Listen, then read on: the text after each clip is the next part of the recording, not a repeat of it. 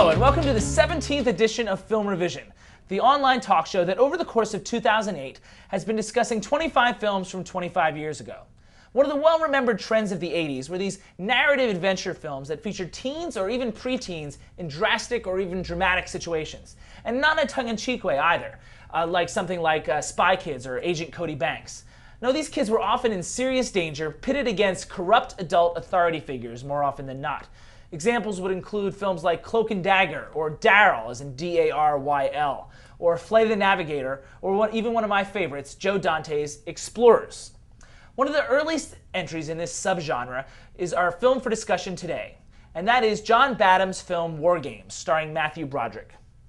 To discuss WarGames with us today are Aaron Sutton, a recently graduated law student from Queens, and Akiko Hiroshima, the beautiful actor and singer originally from Japan. Akiko, you're up first. Opening thoughts. Opening thought. I was entertained. You were entertained? Yes. Okay. Yes. By what? By a lot of different things. How primitive the computer. So you were entertained by the datedness of it. Yeah. Yes. Okay. Yes. And you know how it looks like it was a toy, but that controlled the Cold War. What about the movie, the plot? The plot. I was distracted by it a lot at first, right? The dated part of it. Okay. Yeah. But I caught myself like, oh my god, like it's gonna blow. Oh, you were excited. I was excited. Okay. Sutton. I always enjoyed the movie. My goal going into it this time was to determine whether or not it was just me reminiscing, remembering this movie I liked as a kid, or whether it was actually a pretty good movie. And I think it's actually it's pretty good suspense. It's a little crazy, but I did not enjoy the film so much. Okay. And I want to latch on to the word crazy, and the word that I use to describe it is plausibility. And that's the big detractor for me. What about you guys? Because I mean, like, did you believe the events in the film as being possible? I mean, it's pretty far-fetched, I think, but it didn't bother you, the far-fetchedness. Well, I mean, I don't think it's so far-fetched that a kid could stumble into a computer like that. I think that you take it all the way to the end where there's a machine with no kill switch and no one can shut it off, and it may start World War III. I don't think that's plausible at all. Even the little things in the plot, I mean, it's almost as if they didn't care. I remember there was a scene where he was in an airport, he was trying to fly somewhere, and Ali Sheedy shows up out of nowhere. You didn't think they'd let him bring his girlfriend in a NORAD? On the verge of World War III? And they weren't even girlfriend and boyfriend yet. That was the other thing. It was like, come on, get it on already. Hugo, I guess the big question is for you. Did these moments of implausibility bother you, or you didn't notice them? No. I was always sort of like, like. Yeah, I mean, like. But then again, I'm like, I had to remind myself, okay, this is not now. NORAD was still heavily defended in 1983. I mean, like, the fact that a high school teenager can bust out of there and bust back in, and yeah. I mean, like, I agree with Aaron. I do think it's, like, possible to accidentally stumble upon what he stumbled upon. I bought that. I was willing to go with that. But they then, added implausibility upon implausibility. Yeah. I want to talk about the message of the film. Which it's just twofold. That is the role of technology and also the political message. You talked about the message earlier in your opening statement. What message were you referring to? Oh, nobody's winning in this game. War is bad. Yeah. So bored with the war is bad. I mean, I'm not saying it's good, but at the same time. I was kind of like surprised. Oh, that's where it's going. At the same time, don't you feel you got a little heavy-handed with that? I think that was very secondary to the technology run amok theme. I'd say if I had to choose one, I would choose the other, and it being an anti-war, anti-nuclear war in particular film. Just with the tic-tac-toe imagery and like that whole ending sequence. In that moment, it felt very heavy-handed to me in terms of like, war is bad, if we attack each other, everybody loses. I'm like, all right. I get it. I don't think there was ever really a debate as to whether responding to an attack is the right or wrong thing. I think the movie kind of accepted that responding to an attack is a given.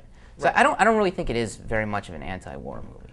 I don't think it's about responding, but I think the more it was about disarmament, which by 1983 had not happened. But you don't need a kid, hacking into a computer to get to that message. I mean, like there's movies like Sidney Lumet's Failsafe from 1965, I think, which is very similar, and it had that same like everybody loses message, but at the same time you don't need like this sort of hackneyed story about some whiz kid.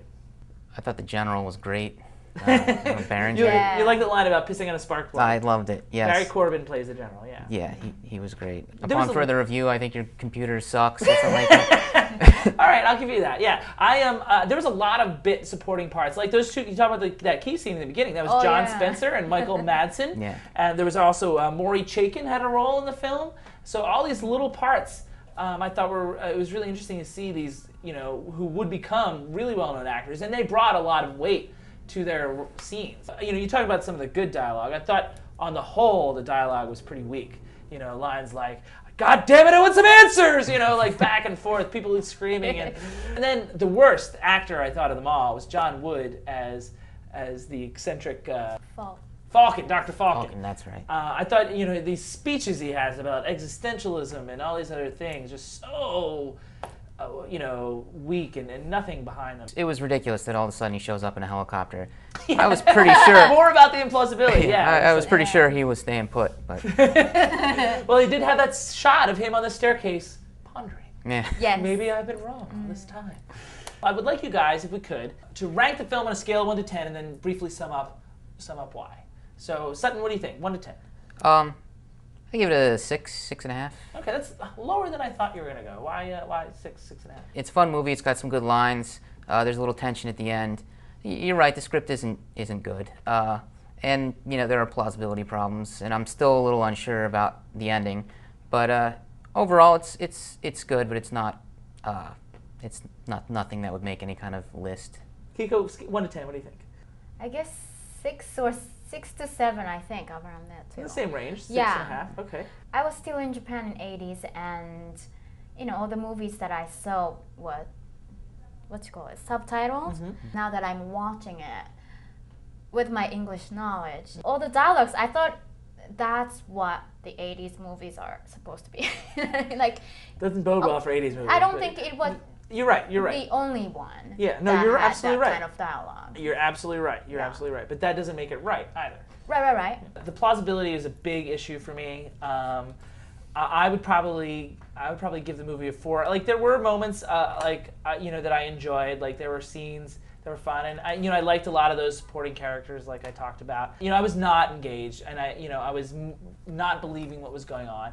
And I feel like it is possible. And films like Daryl, I think, and Cloak and Dagger, Explorers, I think it is possible to make films that are a little more plausible and believable, that involve these kids. I want to thank Aaron and Akiko for coming out. It's time once again to say goodbye. If you're interested in becoming a guest on Film ReVision, much like Aaron and Akiko, send us an email at info@myriadarts.net. And we'll talk about coming onto the show and before the end of the year and discussing a film from 1983. We talked about Sidney Lumet at one point during the WarGames discussion, and conveniently enough, he is the filmmaker behind this week's Reel 13 classic, the masterpiece 12 Angry Men, starring Henry Fonda, followed by the short that you will have chosen on Reel13.org, and then the Reel 13 Indie this week, Rodrigo Garcia's first exploration of the lives of modern women in the series of cinematic vignettes that he calls Things You Can Tell Just By Looking At Her. The whole evening starts, as usual, at 9 p.m., and that's this Saturday, October 25th, 2008. Film ReVision will return in a couple weeks with Meryl Streep and her very bad hairdo in the film Silkwood, directed by Mike Nichols.